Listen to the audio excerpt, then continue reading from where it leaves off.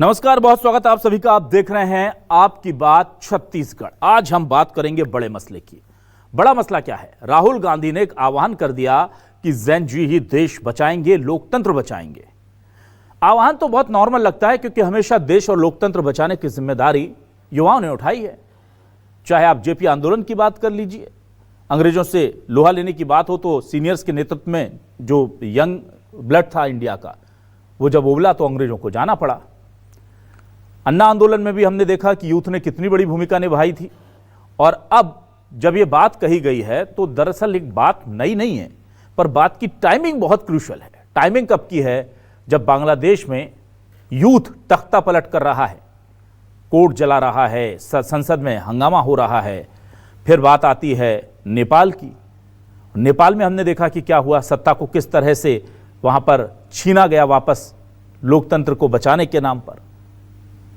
तो जब जनता विद्रोह करती है, जब मन में कुछ होता है तभी विद्रोह करती है। लेकिन इस आग को अगर पेट्रोल कहीं और से डाला जा रहा है तो फिर यह क्रांति नहीं भ्रांति कहलाती है। अब जब राहुल गांधी इस टाइमिंग पर, जब जैन जी के द्वारा सरकारों को बेदखल करने का सिलसिला चल रहा है, अभी फ्रांस में भी कुछ ऐसा ही चल रहा है, बड़े प्रोटेस्ट हो रहे हैं, उस वक्त यह आह्वान करना क्या युवाओं को देश और लोकतंत्र को बचाने के लिए जगाना है या युवाओं को सत्ता के खिलाफ विद्रोह करने के लिए उकसाना है? इसी मुद्दे पर करते हैं आज आपकी बात।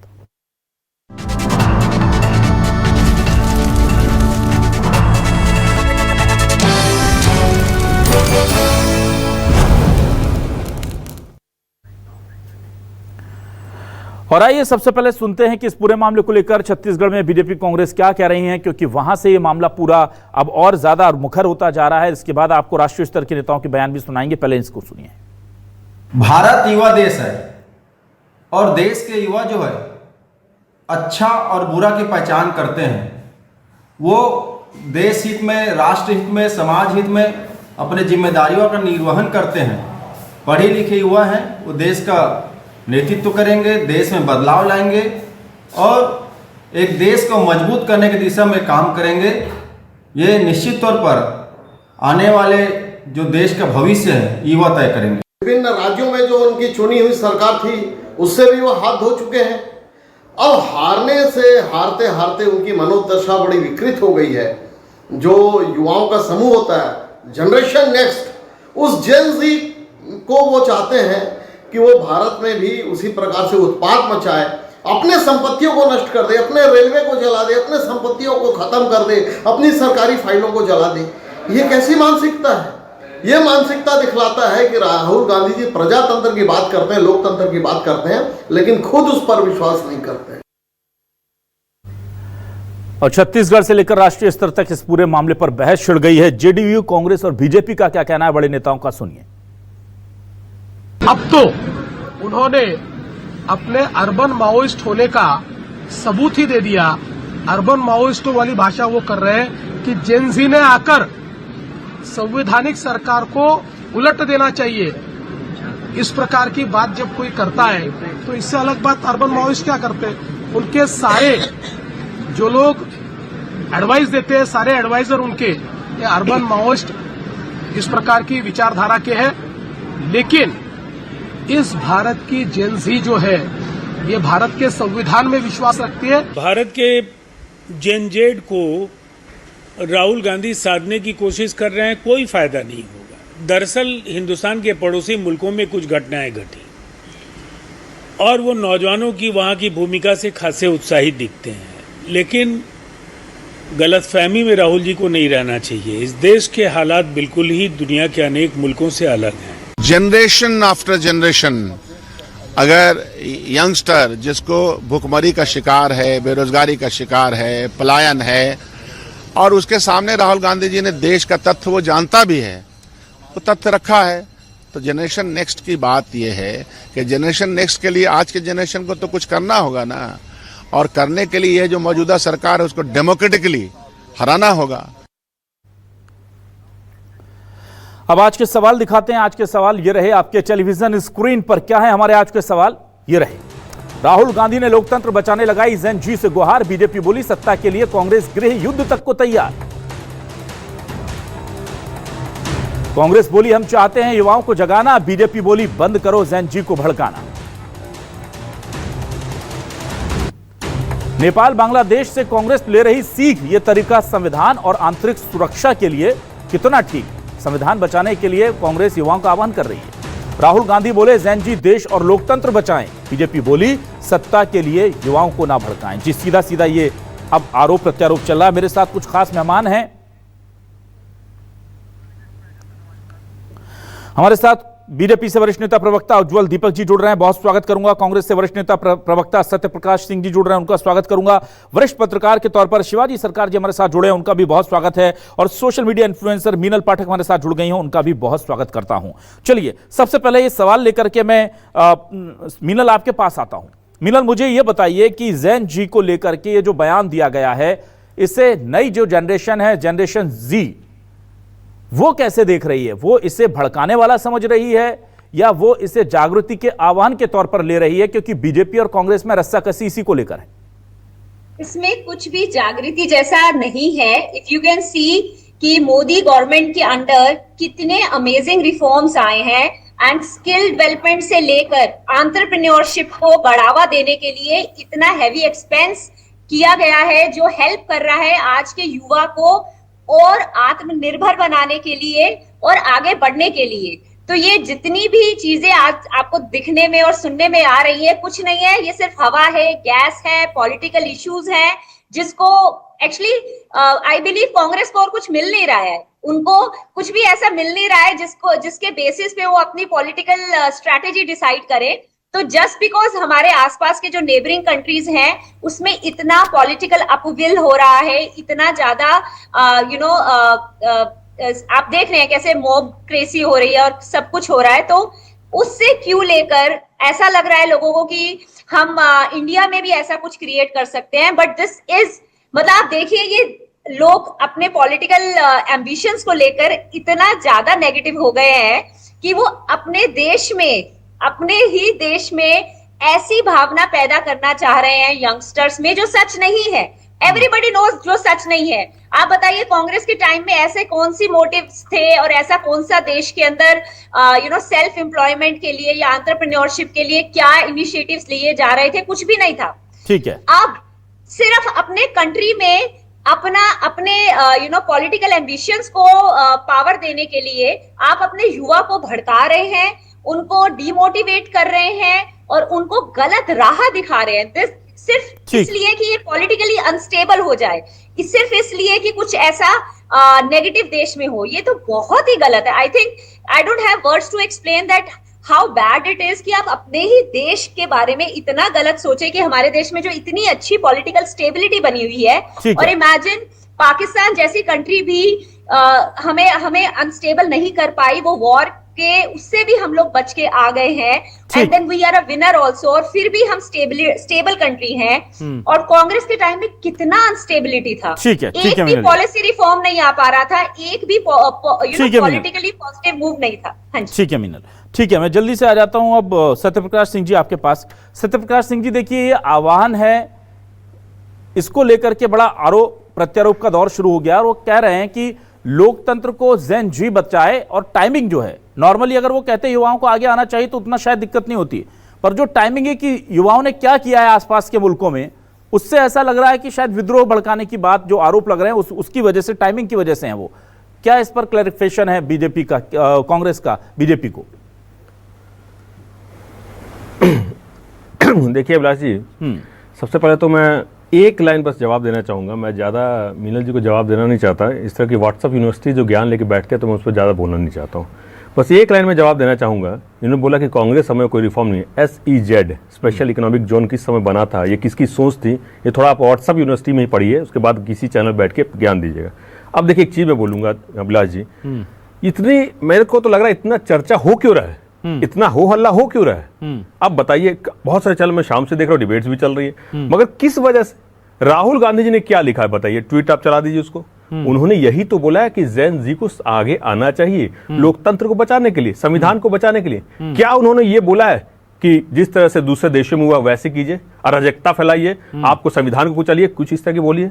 आज जो युवा है, खासतौर से भारत देश की बात करूं, भारत देश का युवा है वो संविधान में भरोसा करता है, वो लोकतंत्र में भरोसा करता है, उसको जो एक अधिकार मिला हुआ है वोट का, उस पर कहीं ना कहीं चोरी हो रही है। तो लोकतंत्र को बचाने के लिए आगे आना पड़ेगा युवाओं को, क्योंकि हमारा जो देश है 60% युवा है। तो यही तो बोला है, इसमें गलत क्या बोल दिया। और अभी आपको खुद मालूम है जिस तरह से बिहार में एसआईआर हो रहा है और आपके सी वोटर जो सर्वे किया उसमें 68% युवाओं ने नकारा है कि हम असहमत हैं। तो इससे दिख रहा है ना कि युवाओं को आगे आना पड़ेगा। आज युवा रोजगार मांग रहा है तो ये बोलते हैं भाई मोदी जी की वाहवाही हो रही है। आज युवा बोलता है मेरी महंगाई कम कर दीजिए, मेरा घर चलाना दिक्कत हो रहा है, तो बोलता है मोदी जी की वाहवाही कीजिए। आज युवा बोलता है भाई आपने बोला था 2 करोड़ रोजगार क्यों नहीं मिला, तो बोलेंगे अरे इसको जेल में डालो, ये राजद्रोही है, ये हमसे सवाल कैसे कर सकता है। तो आज हालात ये हो गए। ठीक है जी, नहीं मेरा सवाल ये था कि जो ज़ैनजी वर्ड इस्तेमाल किया है वो सब समझ रहे हैं, इससे पहले क्यों नहीं किया सर? इससे पहले तो आप क्या आप मतलब इसका इससे पहले ये कि इससे पहले मोदी जी की सरकार बिल्कुल सही चल रही थी, तब युवाओं का आह्वान क्यों नहीं किया आपने? आप तो मोदी जी की सरकार को पहले दिन से, जिस दिन बनी उस दिन से निशाने पर रखे। एक मिनट अभिलाष जी, हाँ अभिलाष जी एक मिनट आपने बात की है जी, हम तो पिछले कई सालों से बात कर रहे हैं, क्या आप रोजगार की बात नहीं कर रहे? किसकी बात कर रहे हैं? आप इधर उधर की बात मत कीजिए, मैं आपको टर्मिनोलॉजी की बात कर रहा हूं। टाइमिंग में ज़ैनजी का वर्ड इस्तेमाल कब कर रहे हैं जब पूरे दुनिया में ज़ैनजी द्वारा विद्रोह और तख्ता पलट या जो सत्ता छीनने का काम है वो चल रहा है, उस वक्त आप ज़ैनजी टर्मिनोलॉजी को यूज कर रहे हैं सर, इसलिए सवाल उठ रहे हैं। आप इतने भी आराम से नहीं बच सकते ना। एक मिनट अभिलाष जी, एक मिनट अभिलाष जी, अभिलाष जी सुनिए तो आप देखिए एक बात मैं बोल रहा हूँ, अभी कुछ दिनों से एक ट्रेंड चल रहा है, वो साड़ी वाला लुक आ जाता है, कोई दूसरा लुक आ जाता है, तो एक ट्रेंड चलता है ना, तो वर्ड का ट्रेंड चल रहा है, वर्ड बस इस्तेमाल किया। ये बोला कि मैं बार बोलो कि नफरत फैलाइए, आप अराजकता फैलाइए, मुद्दा वहां है। युवाओं को आज उठना पड़ेगा अपने हक के लिए, जो अधिकार जो मिला हुआ लोकतंत्र के तहत वो कहीं ना कहीं छीना जा रहा है, उसके लिए उठना पड़ेगा। अब आवाज उठाइए, उसके लिए उठना पड़ेगा, ये बोला गया। आपका जो अधिकार मिला हुआ, जो संविधान बचाना, आपको आगे आना पड़ेगा, क्योंकि 60% युवा देश में है, जो बेरोजगारी दर इतनी बढ़ती जा रही है। आज संविधान के लिए आगे आना पड़ेगा, यही तो बोला है। ये क्यों ये बीजेपी दरअसल क्या है, एक लाइन, बीजेपी या पूरे जो दूसरे वर्ग है वो क्यों डरे हुए? क्योंकि अगर पिछले 11 साल की बात करूं तो एस्पिरेशन जो युवाओं का पूरा नहीं हुआ है, ये कहीं ना कहीं फ्रस्ट्रेशन जो बीजेपी में दिख रही है ना, उसकी वजह से बात को भटकाना चाहते हैं। जो युवा आज एस्पिरेशन ढूंढ रहा है 11 साल से, वो मिल नहीं रहा है। ठीक है सत्यप्रकाश जी, ठीक है। उज्जवल दीपक जी, वो मुझे एक बहुत अच्छा हमारे शायर थे राहत इंदौरी, वो अपनी शायरी में बीच में जोक सुना देते थे, कुछ तंज कस देते थे। तो वो बताते हैं कि एक बार एक व्यक्ति ने खड़े होकर के कुछ मंच से बोलना शुरू किया और बताया कि पुलिस जो है उसने पैसे ले लिए, ये कर लिए, वो कर लिए। तो एक पुलिस वाले ने आके उनको रोका, हाथ पकड़ा और कहा कि तुम हमारे ऊपर इस तरह के सवाल नहीं उठा सकते। तो उसने कहा भाई मैंने तो कहा ही नहीं कि मैंने इस शहर की पुलिस की बात की, मैं तो कहीं और का जिक्र कर रहा था। तुम पुलिस को चोर कह रहे हो, तुमको क्या लगता है हम इतने बेवकूफ हैं कि हमें पता नहीं कि चोर कौन सी पुलिस है? तो उसी तरह का मामला कुछ हो रहा है। तो यहां देखिए उन्होंने सिर्फ ज़ैनजी का आह्वान किया है, आप लोगों ने उसे जबरदस्त विद्रोह से, तख्ता पलट से, नेपाल से, पाकिस्तान से जोड़ दिया, जिसका आधार पूछ रही कांग्रेस। आपके पास आधार हो तो बता दें सर। अभिलाष जी, राहुल गांधी जी ने हमेशा की तरह उड़ता तीर ले लिया है। नहीं, इस तरह के शब्दों, एक मिनट उज्जवल जी, इस तरह के शब्दों का प्लीज इस्तेमाल ना करें, प्लीज। हाँ बोलिए। मैंने किसी गलत शब्द का उपयोग नहीं किया अभिलाष जी। ना आप प्लीज, मैंने किसी गलत शब्द का उपयोग नहीं किया। ना आप प्लीज मत कीजिए सर, इस तरह का शब्द हो सकता है आपके लिए। आप बताइए। ना माफी चाहूंगा, आपने जो कहा वो शब्द मैं लेना नहीं चाहता, आप आगे बढ़िए। ठीक है, मेरी आपत्ति मैंने दर्ज करा दी, आप बाकी आपके। उड़ता तीर का मतलब होता है बिन बुलाए परेशानी ले लेना। सर उज्जवल जी प्लीज, बिन बुलाए। ना आप प्लीज, आप जो बात कह रहे हैं मैं समझ रहा हूं, सुनिए आप बात को। ठीक है, आगे बढ़िए। जी, तो हमेशा की तरह उन्होंने बचकानी एक बयान दे दिया है। लास्ट टाइम जब युवा भड़के थे तो 2014 में कांग्रेस की सरकार युवाओं ने गिरा दी थी, और ज़ैनजी ही लोकतंत्र बचाएगा। आप राहुल गांधी जी की भावनाओं को समझिए। नेपाल में ज़ैनजी की इश्यूज क्या थे? परिवारवाद, भ्रष्टाचार, नेपोटिज्म, नेताओं के बच्चों का बाहर घूमना, बाहर ऐश करना, महंगे कपड़े पहन के होटलों में जाना, यही तो राहुल गांधी करते हैं। तो देश की ज़ैनजी राहुल गांधी को माफ नहीं करने वाली है। गांधी फैमिली को, प्रियंका गांधी के परिवार के बच्चों को प्रधानमंत्री बनने का मौका नहीं देने वाली है। नेहरू जी के बाद इंदिरा गांधी जी के बाद राजीव गांधी जी, भाई राजीव गांधी बीजेपी जी के के बाद नेता हर सोनिया गांधी जी जगह का यूपी का चेयरमैन नेहरू जी पर्सन कैसे बनना, ले आते हैं, और मतलब उसके बाद ए भाई मैं उज्जवल जी अभी आपसे पहले मैं डिबेट कर रहा ये था सुनिए तो, वो अरे nepotism, वो मैं अभिलाष वोट जी, चोरी पे अभिलाष कर रहा जी, था, वहां भी नेहरू जी आ अभिलाष जी, जाते हैं। एक मिनट जी अभिलाष जी हाँ नेपोटिज्म की बात कर रहा हूं, परिवारवाद की। नेपाल की जो असली वजह थी वो थी ना, परिवारवाद, पहले नेपोटिज्म और पहले भ्रष्टाचार। चलिए ठीक है उज्जवल जी, पहले क्लियर देश कर के लीजिए आप Gen राहुल Z गांधी के बयान के साथ हैं या बयान के खिलाफ है, पहले क्लियर कर दीजिए मुझे। नहीं, मैं बता रहा हूं राहुल गांधी जी ने एक बात कही, मैं उसका विश्लेषण कर रहा हूं कि देश का जेनजी परिवारवाद के खिलाफ है, पूरे विश्व के जेनजी वो चाहते हैं जमीन से मैं उठे सर हुए मैं आपसे मेहनतशील, सवाल ये नहीं कर रहा हूं उज्जवल जी कि पूरे विश्व के कर्मठ जेनजी लोग किसके आगे खिलाफ आए। हैं, मैं ये पूछ रहा हूं बीजेपी राहुल गांधी के बयान का समर्थन करती है या जी। विरोध करती है, पहले अपना स्पष्ट स्टैंड बता दीजिए, आप मुझे सामने लाइए प्लीज। जी नहीं, राहुल गांधी जी का बयान अपनी जगह पे, मैं आपको जेनजी का विश्लेषण बता रहा हूं, आप मेरी सर, पूरी मैं- बात तो सुनिए, सर, पूरी बात तो सुनिए। मैं आपसे जेनजी की पूरे विश्व डेफिनेशन में पूछ ही नहीं भ्रष्टाचार रहा, के सर। खिलाफ है। श्रीलंका, मैं आपसे जेनजी की डेफिनेशन जी। पूछी, मैं आपसे बोल रहा हूं मैं कह रहा हूं बीजेपी कंफ्यूज है क्या? बीजेपी कंफ्यूज है कि आधे नेता कह रहे हैं कि हां बिल्कुल जैन जी बदलाव करेगा और आधे नेता कह रहे हैं ये विद्रोह करवाना चाहते हैं। आप बीजेपी पहले क्लियर हो जाइए, आप उनके बयान के साथ हैं कि उनके अगेंस्ट है, पहले ये क्लियर कर दीजिए मुझे। नहीं, राहुल गांधी की जो भावना है हाँ उसको हम पूरा नहीं होने देंगे। मैं उसकी भावना के दूसरे अर्थ निकाल रहा हूं कि वो जो बोलना चाह रहे हैं हाँ। वही होगा। देश की जेनजी ही लोकतंत्र को बचाएगी 2029 और उसके बाद 2034 में भी भाजपा को जिताएगी, लोकतंत्र की रक्षा करेगी। ठीक है, तो आपने वर्ल्ड की जेनजी आपने एक इंटरप्रिटेशन निकाला है। चलिए उज्जवल जी ने कम से कम यह खुल के स्वीकार किया कि वो उन्होंने कुछ गलत कहा नहीं है, लेकिन वो क्या कहना चाह रहे हैं वो अपनी तरफ से उज्जवल जी समझ रहे हैं। कुछ उज्जवल जी समझ रहे हैं कि भाई वो जैन जी को बुला रहे हैं कि परिवारवाद की वजह से कांग्रेस को मत आने दीजिए, ये उज्जवल जी समझ रहे हैं। पर भड़केंगे नहीं, हमारे देश के नहीं भड़कने को तो उन्होंने लिखा ही नहीं उज्जवल जी, उन्होंने लिखा नहीं है कहीं भड़कना है, उन्होंने, मैंने वही आधार पूछा था। अभिलाष जी, हाँ अभिलाष जी, हाँ एक मिनट जी, देश की सनातनी जेनजी को जो राम भजन गा रही है उसको अगर मौका मिल जाए ना, यहाँ के डिस्को और पब में भी राम भजन चल रहा है, मौका मिल जाए तो अखंड भारत बना देगी।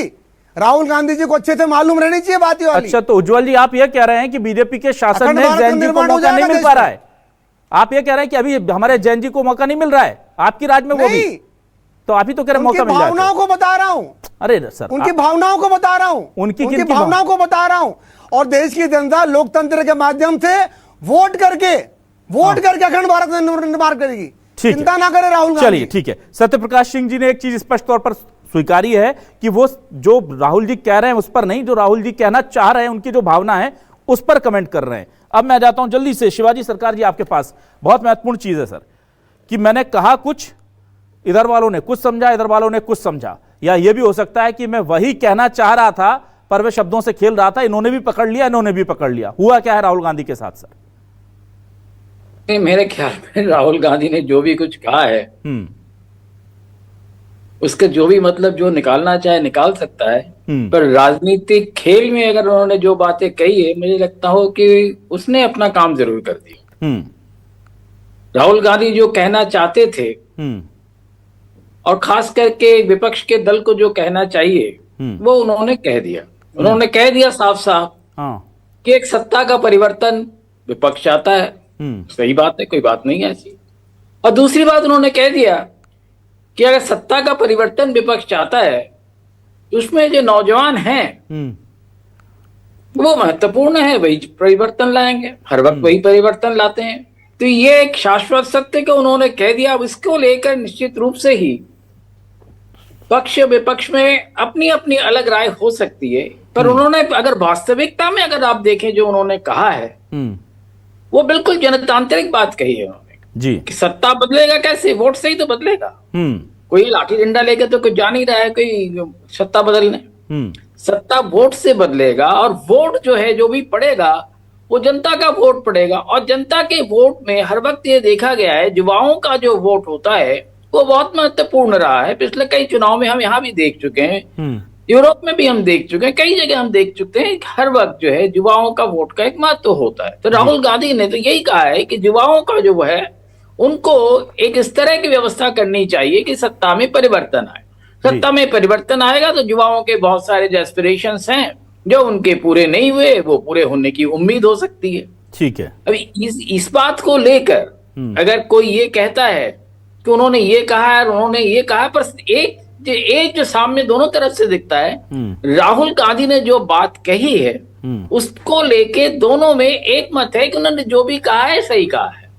अब उसके इंटरप्रिटेशंस तो आप अपने अपने हिसाब से करते हैं ना, इंटरप्रिटेशंस आप कुछ भी कर सकते हैं। ठीक है। पर जनरल जी कहिए, जनरल जेट कहिए, जो भी कह लीजिए, जो नौजवान जो है जी, वो जो है आखिर में देश के बागडोर को वही संभालता है।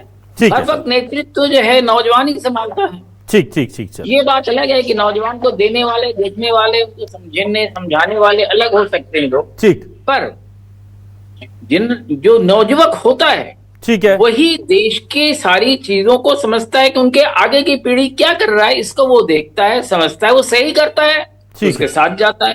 और अगर आप देख लीजिए कई बार ऐसा भी होता है, उसके बावजूद जो है कई एक सरकारें हमारे यहाँ ऐसी रही हैं जिन्होंने बहुत अच्छा काम किया पर वोट उनके खिलाफ पड़ा।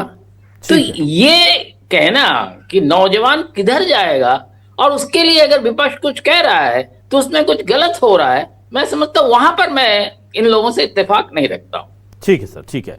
मिनल आपके पास आता हूं। मिनल देखिए, यूथ में भी बहुत बड़ा एक तबका ऐसा है जो शायद मुझे लगता है कि आपकी सोच से उतना यकीन उसमें भरोसा ना रखता हो, क्योंकि हम देखते हैं कि सोशल मीडिया पर जितने कमेंट्स या जितनी पोस्ट जो हैं वो मोदी या बीजेपी को फेवर करती हैं उतनी ही लगभग अगेंस्ट भी करती हैं। और ये अच्छे लोकतंत्र की निशानी भी है जहां जो मतभेद होते हैं, आप अलग सोचते हैं वो अलग सोचते हैं, ये जीवित लोकतंत्र की निशानी है। पर मुझे ये बताइए कि अगर सिर्फ ये बोला गया कि जैन जी स्टूडेंट और युवा संविधान को बचाएंगे, लोकतंत्र की रक्षा करेंगे, तो इसमें कहां से विद्रोह की बात आपको लगती, कहां से आपको लगता है आपने क्यों पकड़ लिया कि ये बगावत करने की बात कह रहे हैं आप? क्योंकि हमने देखा है कि जेपी आंदोलन में जेपी ने युवाओं का आह्वान किया, अन्ना आंदोलन में अन्ना ने युवाओं को बुलाया। जब भी इस देश में बड़े आंदोलन हुए हैं तो सभी लोग युवाओं को बुलाते हैं कि भाई आओ और सत्ता का परिवर्तन करो। तो इसमें कहां लिखा है कि नेपाल की तरह करो, कहां लिखा है सशस्त्र करो, कहां लिखा विद्रोह करो, कहां लिखा अराजक हो जाओ? तो जब ये लिखा ही नहीं तो आप क्यों इसमें उस तरफ चले गए? टाइमिंग ऑफ दिस आर्ग्यूमेंट, आज तक तो कभी ऐसी कोई बात हुई नहीं थी। पिछले 6 महीने पहले जब इलेक्शन के टाइम आ रहा था तब भी ये इसी वाला इशू आ रहा था। तब तो ऐसी कोई बात नहीं हुई थी कि जेनजी आप खड़े हो जाइए, लोकतंत्र में आके आवाज उठाइए, तब तो ऐसी कोई बात नहीं हुई थी। अब ही ऐसी बात क्यों की जा रही है, which is clearly a case of opportunity. यहाँ पर क्लियरली वो इस अपॉर्चुनिटी को यूज करके देश में अनस्टेबिलिटी और ये सब लाना चाह रहे हैं। I am like it's very obvious कि आप इस तरह से डायरेक्टली नहीं बोलेंगे, but it's you can clearly see it कि the whole idea behind using this time and trying युवाओं का आह्वान करके ये बोलना कि आप लोग सत्ता अपने हाथ में ले लीजिए। अरे ये हमारी डेमोक्रेटिक, मतलब पूरे दुनिया का सबसे बड़ा डेमोक्रेसी है ये। यहाँ पर हर किसी ने वोट देकर ही अपने मोदी जी को चुना हुआ है। यहाँ की government is chosen by the people, by the people for the people. So ये बोलना कि युवा अब हाथ में ले ले, अरे युवा ने चूज किया हुआ है।